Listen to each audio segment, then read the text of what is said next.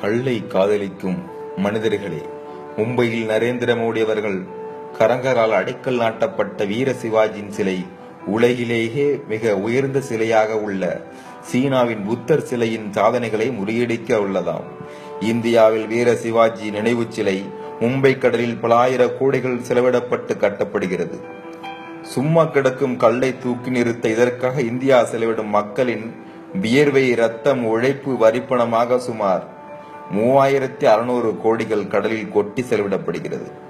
மும்பையில் குடிசையில் வாழும் மக்களுக்கு சுமார் 1 லட்சம் வீதத்தில் வீடு கட்டி கொடுத்தால் 3,60,000 வீடுகள் கட்டி கொடுக்கலாம். சீனாவில் புத்தர் சிலை சாதனையை இந்தியாவில் வீர சிவாஜி சிலையை கொண்டு முறியடிப்பதுதான் இந்தியாவின் சாதனையா, இல்லை நலிந்த இந்திய ஏழை மக்களின் வாழ்வாதாரத்தை உயர்த்துவது சாதனையா? சாதனைகளை முறியடிக்க வேண்டியது நார்வேயின் சாதனைகளை. நார்வே உலகிலேயே தங்கள் நாட்டு மக்களை மகிழ்ச்சியாக வைத்துள்ளனர். உலகில் அவர்கள் நம்பர் 1. இந்தியா 121,000 இடங்கள் பெற்று பின்தங்கியுள்ளது.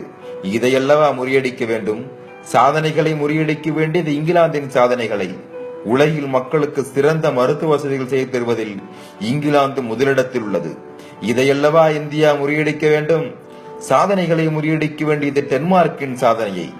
உலகில் ஊழல் செய்யும் நாடுகளில் இந்தியா 76வது இடத்தில் உள்ளது.